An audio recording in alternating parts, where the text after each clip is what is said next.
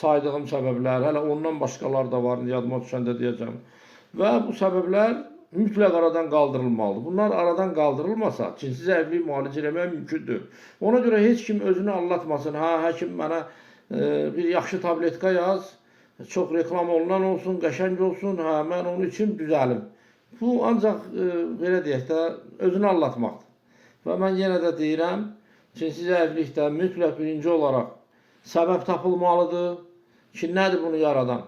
O səbəb aradan qaldırılmalıdır. Sonra həmən şəxsdə cinsi funksiya aktivləşdirilməlidir və burada tək dərmanlardan söhbət getmir. Həmən insan həyat tərzini dəyişməlidir.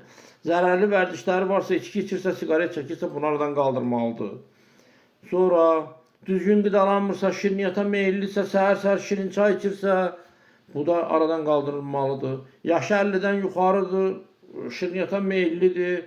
Hə, bal yaxşıdır, hər gün çoxlu bal yeyim. Mən yenə deyirəm, yaşı 50-dən yuxarı olan, şəkərə meyilliyi olan insanlar balın yaxşı olma adı ilə götürüb tez-tez böyük miqdarda bal yemək olmaz.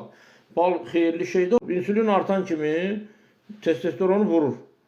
Və nəticədə yavaş-yavaş özün də hiss eləmə deyirsən ki, mən hər gün bal yeyirəm, amma məndə niyə görə cinsi zəiflik olur? Bal axı yaxşı şeydir. Bal yaxşı şeydir, amma baxır onu harda işlədirsən. O Nizaminin sözü var, deyir ki, birinci saflığı olsa da suda, artıq içiləndə dərd verir o da. Yəni buna görə bu məsələləri nəzərdə saxlayın, şirniyyata meyl eləməyin. Bayaq dediyim, zərərli vərdişlər aradan qaldırılmalıdır. Sonra oturaq həyat olmamalıdır. Soruşan kim deyirlər, mən parkda gəzirəm. Parkda gəzməklə kişi cinsi funksiyasını yaxşı saxlamaq olmur.